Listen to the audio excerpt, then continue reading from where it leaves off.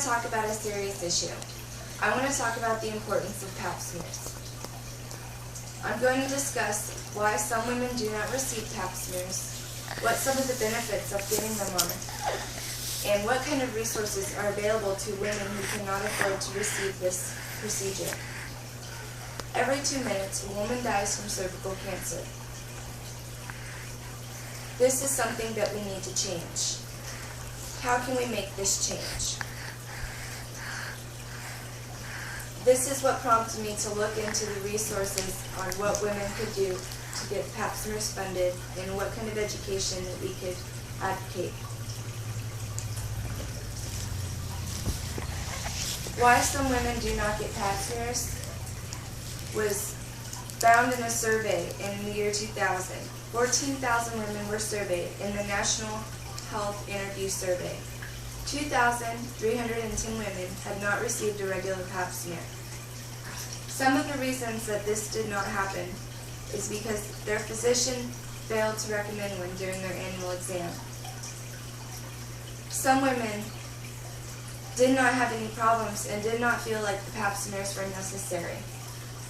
And one of the biggest reasons I've heard is that women who are uninsured cannot afford them. There are also, of course, other reasons women did not get this procedure done. This included reasons like the fact that they just didn't think of it, that they didn't know they needed one, that they were too embarrassed about getting the procedure done, and that they may not have had a regular doctor. I want to give my education that I've learned tonight and my resources to help women understand how they can get this done.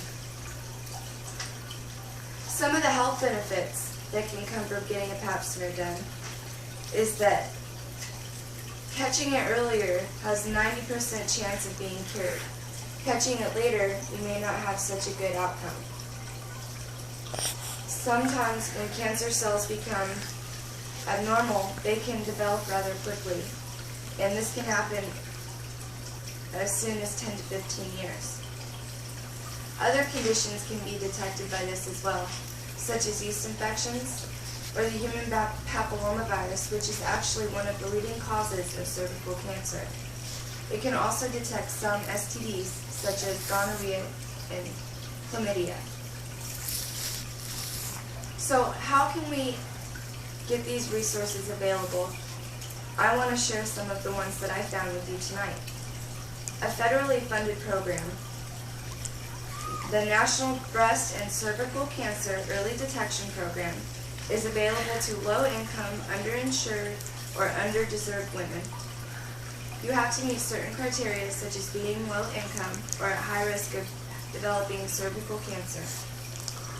This program covers procedures, follow-up procedures, and sometimes even treatment if there is need. In 2011, the NBCC EDP screened 283,312 women for cervical cancer. There are also some state programs available that may vary, and the one I found here in Colorado is funded by the Foxy Lady Fund and the Women's Wellness Connection of Colorado.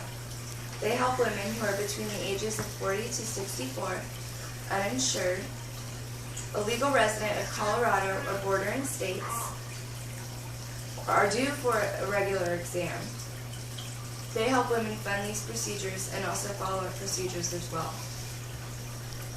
Then you have to look at other local programs, like your local health department or Planned Parenthood. They can provide fees for service on an income-based scale. They also may have information on other funding that may be available to women for these important procedures, and other information on women's issues. In conclusion, I feel that the pap smear is very important and that we need to educate all women in order to prompt them to go get their regular pap smears done. My mother-in-law said that if she had not gotten her regular pap smear, then her cervical cancer may not have been detected in time.